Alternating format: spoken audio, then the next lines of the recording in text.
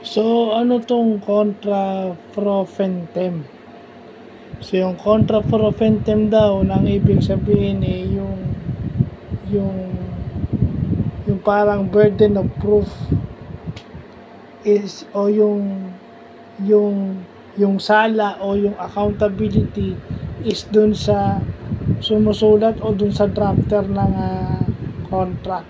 So, yun yung ibig sabihin ng contract pro fentem. So, yan, buti may nalaman tayo no, sa laws of obligation and contract. So, contract pro fentem. Yan yung bago nating natututunan ngayon, meron palang ganyan. So, anything na yung responsibility, yung accountability, nandun sa sumusulat nung nung document o doon sa gumagawa ng document. Hindi dun sa kabilang parte, kundi dun sa dun sa gumagawa ng kontrata mismo.